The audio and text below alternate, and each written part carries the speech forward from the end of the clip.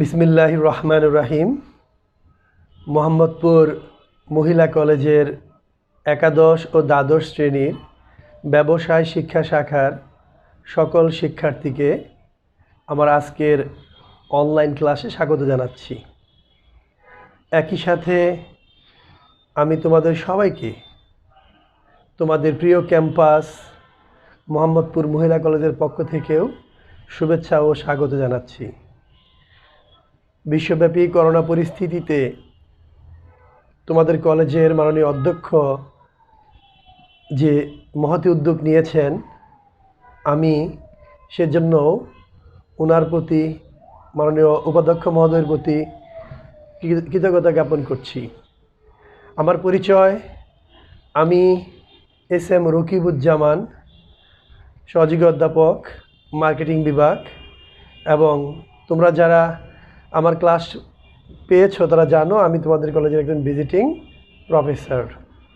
প্রিয় শিক্ষার্থীবৃন্দ, তোমাদের কলেজ থেকে যেভাবে নির্দেশনা দেওয়া হয়েছে সেই আলোকে আমি আজকে তোমাদের প্রথম ক্লাস নিচ্ছি এবং সেভাবেই আমি ক্লাসটি সাজানোর চেষ্টা করেছি।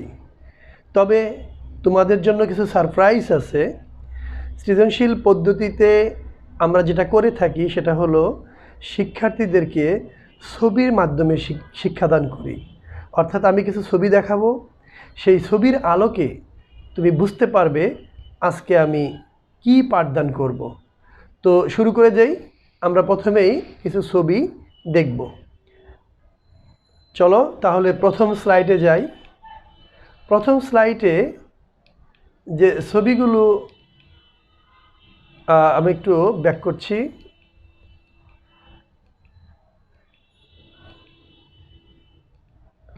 হ্যাঁ, এই যে স্লাইডটা রয়েছে দেখো, এই স্লাইডে আমি তোমাদের বোঝানোর চেষ্টা করেছি যে বনের যে কাঠ সেটা প্রকৃতির দান।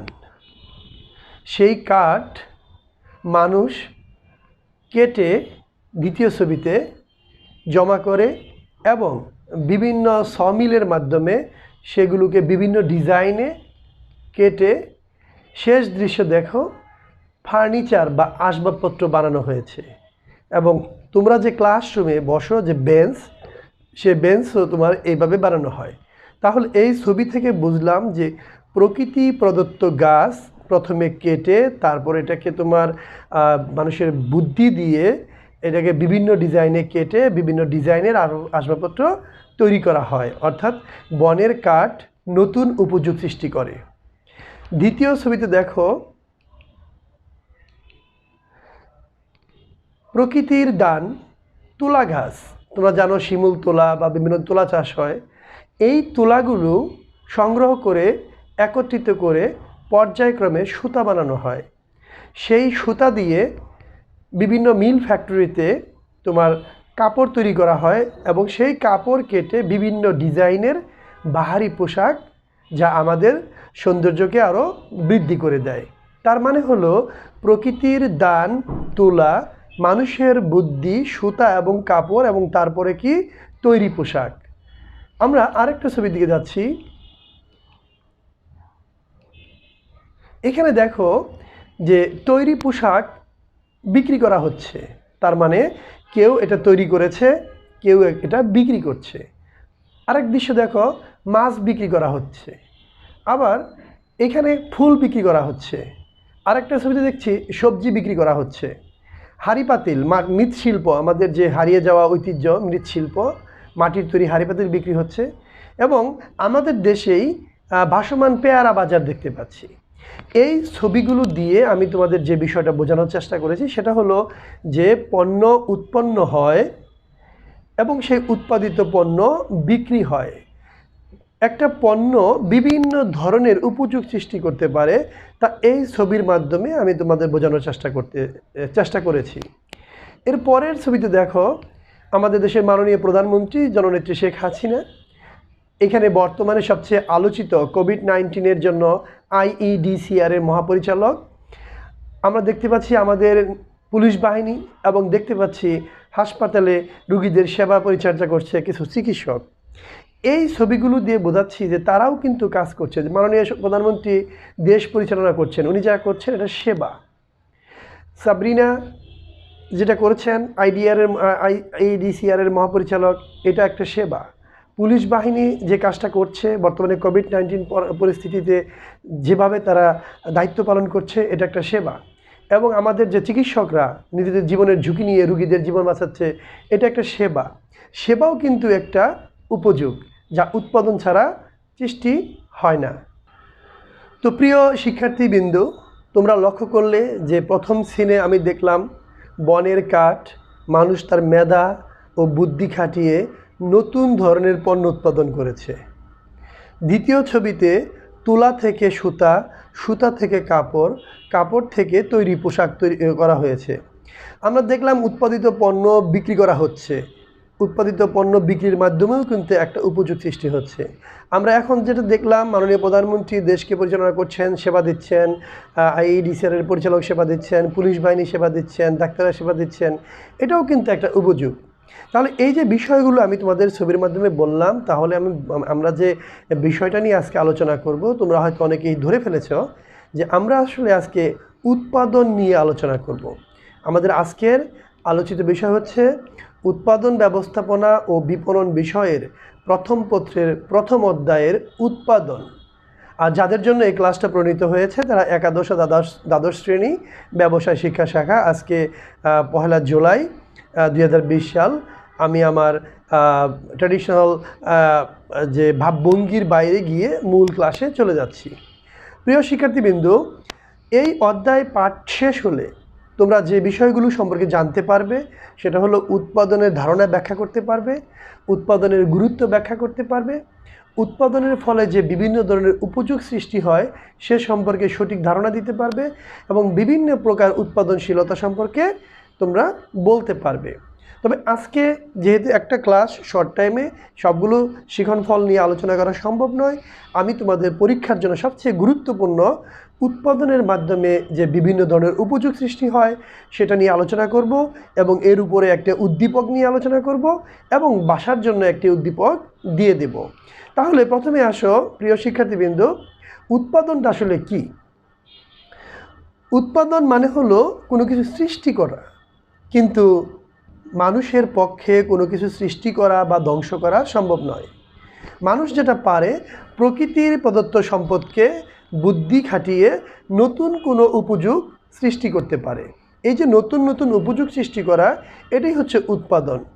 তাহলে উৎপাদন হচ্ছে একটা রূপান্তর প্রক্রিয়া, যে প্রক্রিয়ার মাধ্যমে আমরা যেমন আজকে আমার বাসায় যে ফার্নিচার রয়েছে এগুলা কিন্তু জঙ্গলের কাঠ ছিল এক সময়, কিন্তু আমাকে কিন্তু এটা একটা নতুন উপযোগ দিয়েছে। আমি বসে আনন্দ করতে পারছি, খাটে ঘুমাতে পারছি, ক্লাসরুমে ক্লাস নিতে পারছি, তোমরা বেঞ্চে বসতে পারছো, তার মানে অফিসে ফার্নিচার হচ্ছে। এগুলো কিন্তু সব কাঠ। এই কাঠগুলো কিন্তু মানুষ তার বুদ্ধি খাটিয়ে নতুন নতুন ডিজাইন করে নতুন নতুন নতুন নতুন উপযোগ সৃষ্টি করেছে। এই যে নতুন নতুন উপযোগ সৃষ্টি করা, আমরা সেটাকেই বলছি উৎপাদন। এটা পণ্য হতে পারে, সেবাও হতে পারে। তাহলে উৎপাদন হতে গেলে কিছু উপকরণ লাগে। 4টা প্রধান উপকরণ তোমরা জানো: ভূমি, শ্রম, মূলধন, সংগঠন। এছাড়াও কাঁচামাল লাগে এবং কাউকে না কাউকে উদ্যোগ নিতে হয়। যেমন তোমাদের অনলাইন ক্লাসের উদ্যোগ নিয়েছে তোমাদের মাননীয় অধ্যক্ষ এবং কলেজের যে সিনিয়র টিচাররা আছে সবাই মিলে উদ্যোগ নিয়েছে যে তোমাদের এই বর্তমান করোনা পরিস্থিতিতে তোমাদের জন্য যাতে তোমাদের লেখাপড়াটা চলমান থাকে, এই জন্যই কিন্তু এই ব্যবস্থা। তার মানে উদ্যোক্তা ছাড়া কখনো কোনো কাজ বাস্তবায়ন হয় না। আর উদ্যোক্তা থাকলেই হয় না, ভূমি লাগবে, শ্রম লাগবে, মূলধন লাগবে, সংগঠন লাগবে এবং পণ্য উৎপাদন করতে কাঁচামাল লাগবে। এখানে কাঠটাকে আমি কাঁচামাল বলতে পারি, তো মানে পরিপূর্ণ পণ্য বলতে পারি ফার্নিচারকে, কিন্তু এর কাঁচামাল কিন্তু কাঠ, যা প্রকৃতির দান। তাহলে সব পণ্যই যে একই রূপান্তর প্রক্রিয়ায় সম্পন্ন হয় তা কিন্তু নয়। তুমি যদি মনে করো যে কাঠ বিক্রি করবা, তাহলে তুমি কিন্তু বন থেকে কাঠ কেটে বা তোমার বাগানের কাঠ কেটে বিক্রি করতে পারো, তুমি কিন্তু ফার্নিচার বিক্রি করলে না। আর যদি তুমি মনে করো ফার্নিচার বিক্রি করবা, তাহলে কাঠ কেটে একে সাইজ করে ফার্নিচার বানিয়ে বিক্রি করতে হবে। তার মানে রূপান্তর প্রক্রিয়ার জন্য একাধিক রয়েছে, ক, খ, গ। যেমন আমি ধান উৎপাদন করি, একটা উপযোগ। আমি আবার সে ধান থেকে চাল বানাই, এটা আরেকটা উপযোগ। চাল বিক্রি করি, আরেকটা উপযোগ। অনেক আছে চাল থেকে পিঠা বানিয়ে বিক্রি করে, এটা আরেকটা উপযোগ। এই জন্য রূপান্তর প্রক্রিয়া ডিপেন্ড করে তুমি চূড়ান্ত পর্যায়ে কোন ধরনের পণ্যটা ক্রেতার জন্য তৈরি করছো। তাহলে আমরা এটা বাই দিস টাইম বুঝে ফেললাম যে উৎপাদনের মাধ্যমে উপযোগ সৃষ্টি হয়, রাইট? আমাদের যে ছবিগুলো দেখিয়েছিলাম সেখানেও এই বিষয়টা গুরুত্ব পেয়েছিল। যেমন আমরা প্রথমেই বলি রূপগত উপযোগ, উৎপাদনের মাধ্যমে রূপগত উপযোগ সৃষ্টি হয়, উৎপাদনের মাধ্যমে স্থানগত উপযোগ সৃষ্টি হয়, উৎপাদনের মাধ্যমে সময়গত উপযোগ সৃষ্টি হয়, উৎপাদনের মাধ্যমে সত্যগত উপযোগ সৃষ্টি হয় এবং উৎপাদনের মাধ্যমে সেবাগত উপযোগ সৃষ্টি হয়। তাহলে প্রথমে আসো আমরা জেনে নেই রূপগত উপযোগটা কি। প্রথম ছবিতে যে বিষয়টা দেখিয়েছিলাম যে কাঠ, যেমন তোমরা যখন বেঞ্চে বসে থাকো, আমি যদি বলি যে তোমরা আম গাছে বসে কি করছো, তাহলে সবাই কিন্তু হাসবে যে স্যার কি আবোল তাবোল কথা বলে। আসলে তুমি যে বেঞ্চে বসছো ওটা যদি আম গাছের তৈরি হয়, তাহলে আমি যদি বলি তুমি আম গাছে বসে আছো, তাহলে সেটা ভুল হবে কতটুকু? কিন্তু ভুল হবে এই কারণে যে এর আকার আকৃতি পরিবর্তন হয়ে গেছে, এটা আর আম গাছ নেই, এটা হয়ে গেছে বেঞ্চ বা ডেস্ক বা চেয়ার বা টেবিল। এই জন্য আমরা বলি যে প্রকৃতি প্রদত্ত সম্পদের আকার আকৃতির পরিবর্তন করে যখন নতুন রূপ দেওয়া হয় তাকে বলা হয় রূপগত উপযোগ। এরপরে স্থানগত উপযোগ। স্থানগত উপযোগ হলো এক স্থানের পণ্য অন্য স্থানে উপযোগ সৃষ্টি করা। যেমন বর্তমানে এর লেটেস্ট উদাহরণ হলো রাজশাহীর আম, তুমি ঘরে বসে খেতে পারছো। এখন রাজশাহীর আম কি হেঁটে হেঁটে তোমার ঘরে আসছে? না। তার মানে কি, রাজশাহীর আম রাজশাহী থেকে পরিবহনের মাধ্যমে ঢাকায় আসছে এবং ঢাকা থেকেও বিভিন্ন হাত বদল করে তোমার বাসায় বা তোমার খাবার টেবিলে চলে আসছে। তার মানে কি, রাজশাহীর আম যখন ঢাকায় উপযোগ সৃষ্টি করে তখন আমরা তাকে বলি স্থানগত উপযোগ। এরপরে আসো সময়গত উপযোগ। সময়গত উপযোগ হলো এক সময়ের পণ্য আরেক সময়ে ভোগ করার বা উপযোগ সৃষ্টি করার সুযোগ তৈরি করা। যেমন তোমরা জানো পটেটো বা গুলালু, টমেটো, কাঁচামরিচ, বেগুন এগুলো কিন্তু মৌসুমি ফসল, শীতকালীন সবজি। কিন্তু আমরা কিন্তু 12 মাস এই সবজিগুলো পাই। কিভাবে পাই? এই সময়গত উপযোগ সৃষ্টির মাধ্যমে, অর্থাৎ এরা হিমাগারের মাধ্যমে সংরক্ষিত থাকে, অর্থাৎ হিমাগারে বা কোল্ড স্টোরেজে এগুলো রেখে দেওয়া হয়, বর্তমান ভোগের অতিরিক্ত যা আছে রেখে দেওয়া হয়, পর্যায়ক্রমে এগুলো মানুষের চাহিদা অনুযায়ী আবার সরবরাহ করা হয়, যার ফলে 12 মাসই আমরা কাঁচামরিচ কিংবা টমেটো কিংবা এই সমস্ত পণ্য পাই যেগুলো 12 মাস উৎপন্ন হয় না। সত্যগত উপযোগ, দেখো এখানে কিন্তু একটা পণ্য মালিকানা পরিবর্তনের মাধ্যমে এই উপযোগ সৃষ্টি হয়। যেমন আমি একটি টেলিভিশন কিনলাম, তাহলে আমি কিনলাম তার মানে কি, কেউ একজন বিক্রি করলো। এই যে লেনদেন, এই লেনদেনের মাধ্যমে কি হয়, সত্যগত উপযোগ সৃষ্টি হয়। আর ওই যে মাননীয় প্রধানমন্ত্রীকে দেখালাম, আইইসিডিআরের পরিচালককে দেখালাম, পুলিশকে দেখালাম, আমরা শিক্ষক, আমরা উকিল যারা আছি পেশাগত দায়িত্ব পালন করি, তারা মূলত সেবা দান করি। অর্থাৎ আমি যা করছি এটা সেবাগত উপযোগ সৃষ্টি করছি, কারণ আমাকে বাদ দিয়ে আমার লেকচার কিন্তু তুমি নিতে পারবে না। তার মানে কি, সেবা হচ্ছে এমন একটি উপযোগ যা সেবা প্রদানকারী ছাড়া দেওয়া সম্ভব নয়। যদি আমার ক্লাস তোমরা চাও, তাহলে আমার কিন্তু উপস্থিতি বা আমার ভয়েস বা আমার কিন্তু এক ধরনের কি লাগবে, উপস্থিতি লাগবে। অর্থাৎ সেটা ভার্চুয়াল হোক আর অফলাইন হোক, একটা উপস্থিতি লাগবে। সেবা দানকারীকে ছাড়া সেবা দান করা যায় না, তার মানে সেবার মাধ্যমে উপযোগ সৃষ্টি হয়। তো প্রিয় শিক্ষার্থীবৃন্দু, এই 5টা উপযোগের মধ্যে 2-3টা উপযোগ দিয়েই কিন্তু অধিকাংশ পরীক্ষায় 1 নম্বর উদ্দীপকটাই চলে আসছে। এই জন্য তোমাদের কলেজের যে চাহিদা, সেই চাহিদা অনুযায়ী সবচেয়ে গুরুত্বপূর্ণ উদ্দীপক হিসাবে আমি এই শিখন ফলটাকেই বেছে নিয়েছি, যাতে করে তোমরা যারা দ্বাদশ শ্রেণীর পরীক্ষার্থী, যাদের পরীক্ষাটা হয়েও হচ্ছে না, তাদের জন্য এটা ইম্পর্টেন্ট, এবং যারা অটোমেটিক্যালি দ্বাদশ শ্রেণীতে উত্তীর্ণ হয়েছ বা হওয়ার অপেক্ষায় আছো, তাদের জন্য এটা গুরুত্বপূর্ণ শিক্ষণফল। তাহলে আমরা আরেকটু সময় নেব তোমাদের জন্য, সেটা হলো যে এই যে উপযোগগুলো রয়েছে তা বোঝার জন্য আমি তোমাদের কিছু স্লাইডের সাথে রেফারেন্স দিয়ে দেব। তোমরা এই স্লাইডটা ভালো করে দেখবা। আমি এটার পিডিএফও দিয়ে দেবো, যাতে পিডিএফটা তোমরা দেখতে পারো। আমি পিডিএফও তোমাদের ফেসবুকে অপশনে দিয়ে দেবো। উপযোগ কিভাবে চিনবা? রূপগত উপযোগ প্রকৃত প্রদত্ত সম্পদের আকার আকৃতির পরিবর্তন করে নতুন রূপ দান করাকে বলা হয় কি বলে? রূপগত উপযোগ। স্লাইড নাম্বার 2 এবং 3-তে বা 3 এবং 4-এ তুমি দেখে দেবে, যে আমি বলে রেফারেন্স দিচ্ছি, গাছ এবং তুলা দেখবা, সেখানে পাবা। স্থানগত উপযোগ দ্রব্য সামগ্রী এক স্থান থেকে অন্য স্থানে স্থানান্তরের মাধ্যমে যে উপযোগ সৃষ্টি হয় তাকে বলা হয় স্থানগত উপযোগ। স্লাইডের একটা স্লাইড অ্যাড করেছি, আমি 2টা স্লাইড অ্যাড করেছি, এই জন্য স্লাইডের নাম্বারগুলো হয়তো মিলবে না, কিন্তু তোমরা দেখে নিও যে একটা আমি একটু ব্যাক করছি, 1 মিনিটের জন্য একটু ব্যাক করছি। দেখো, তোমাদের একটু দেখাচ্ছি, তোমরা এটা দেখলে তোমাদের সুবিধা হবে আর কি। আচ্ছা, একটু মানে স্কিপ হয়ে গেছিলো তো। যেমন এটা রূপগত উপযোগের একটি ইমেজ।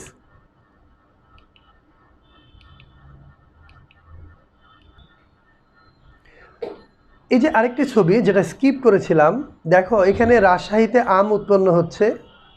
সেই আম রাজশাহীর হাটে উঠেছে, স্থানীয় হাটে। সেই হাট থেকে ঢাকার কোনো পাইকার কিনে ট্রাক ভর্তি করে ঢাকায় নিয়ে এসে কারওয়ান বাজারে বিক্রি করছে। তার মানে হচ্ছে রাজশাহীর আম ঢাকায় এসে উপযোগ সৃষ্টি করছে। এটা ছিল তোমার স্থানগত উপযোগ। আবার এটা দেখো, আলু জমিতে উৎপন্ন হচ্ছে, সেই আলু উত্তোলন তোলা হয়েছে।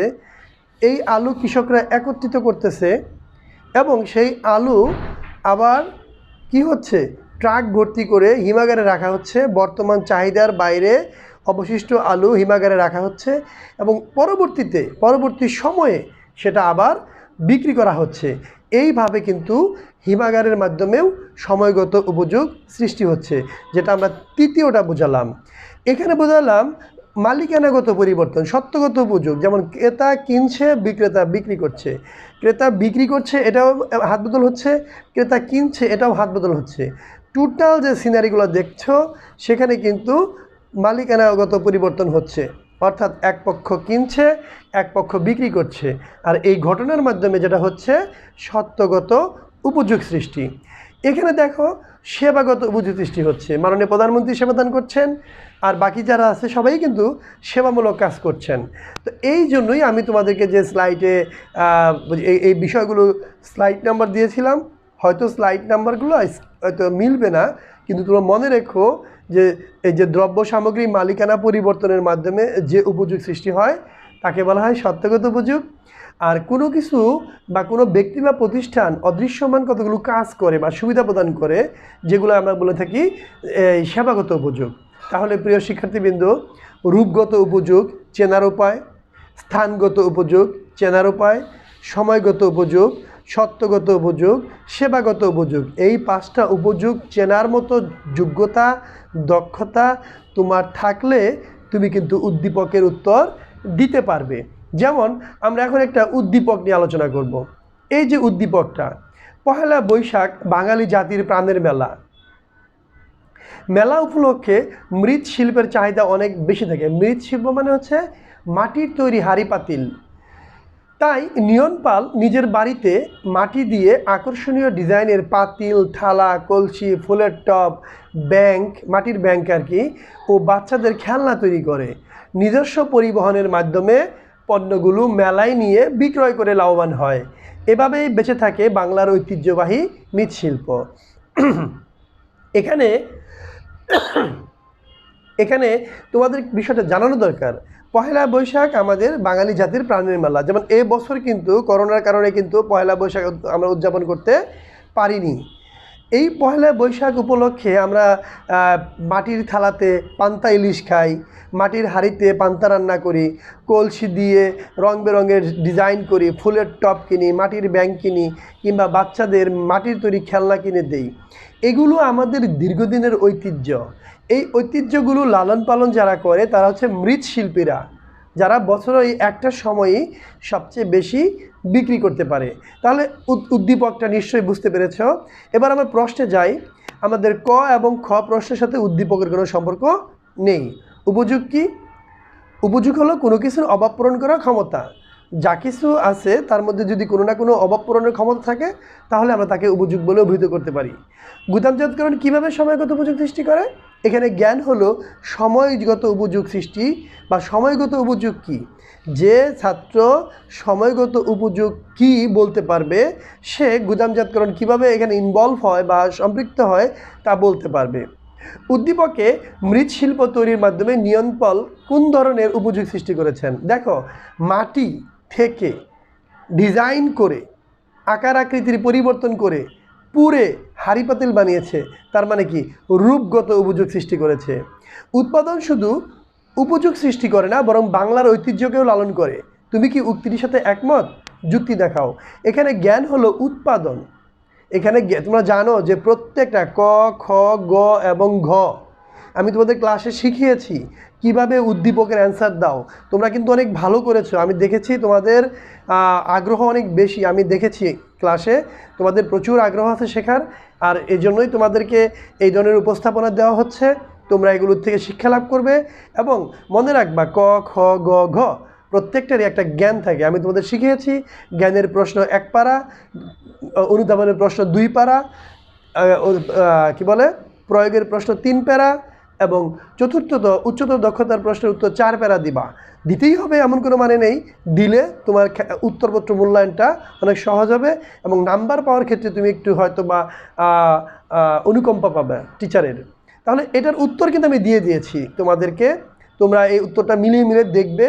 আমি এর ব্যাখ্যায় যাব না, কারণ হলো যে যেখানে উত্তর দেওয়া আছে আমি তোমাদের লেকচার বা স্ট্রাকচার দিয়েছি। দেখো, কয়ের উত্তর 1 পারা, ক্ষয়ের উত্তর 2 পারা। আগে বলবো সময়গত উপযোগ কী, তার একটা উদাহরণ দেব, এরপরে আমি বলে দেব যে এইখানে গুদামজাতকরণ কীভাবে ইনভলভ হয়, আমার উত্তর শেষ হয়ে যাবে। গয়ের উত্তরে আমি বলেছিলাম যে রূপগত উপযোগ সৃষ্টি করেছে, এটা জ্ঞান। উদাহরণ দিব গাছ থেকে কাঠ কিংবা কাঠ থেকে আসবাবপত্র। আর নিয়ন পল যে ঘটনাটা করেছে উদ্দীপক থেকে, সেটা হলো মাটি দিয়ে হাঁড়ি পাতিল বানিয়েছে, সুতরাং এটা সে রূপগত আকার আকৃতি পরিবর্তন করেছে। সঙ্গত কারণে আমরা বলতে পারি এটা একটা রূপগত উপযোগ। আর উচ্চতর দক্ষতায় গিয়ে আমাকে উৎপাদন কি লিখতে হবে, অথবা তুমি লিখবা হ্যাঁ আমি উক্তিটির সাথে সম্পূর্ণ একমত। এই যে একমত হওয়া এটাও কিন্তু জ্ঞান, কিন্তু যারা স্মার্ট স্টুডেন্ট তারা কিন্তু উৎপাদন কি সেটা বলে দেবে। যেমন উৎপাদন হলো একটি সামগ্রিক প্রক্রিয়া যার মাধ্যমে কোম্পানি পণ্যদ্রব্য বা সেবা উৎপাদন করে। নিয়ন পল বাপ্পি কী করেছিল সেটা তুলে ধরো এবং তুমি প্রমাণ করে দাও যে বাংলার ঐতিহ্যকে লালন পালন করার জন্য এখানে একটি গুরুত্বপূর্ণ ভূমিকা পালন করা হয়েছে। এরপরে প্রিয় শিক্ষার্থীবৃন্দ, তোমাদের এই অধ্যায়ের কিছু একক কাজ দিলাম। এই 5টা প্রশ্ন উত্তর শিখে রাখবে, যা তোমাদেরকে লকডাউনের পরে আমি তোমাদের কাছ থেকে আদায় করে নেব। একাদশের জন্য বলছি, আর দ্বাদশ তোমরা এই প্রশ্নগুলো শিখে যাবে, তোমাদের হয়তো ফাইনাল পরীক্ষা ইনশাল্লাহ এটা কাজে লাগবে। আর উভয়ের জন্যই আমার আজকের শেষ আকর্ষণ, সেটা হলো এই উদ্দীপকটা আমি তোমাদের দিলাম।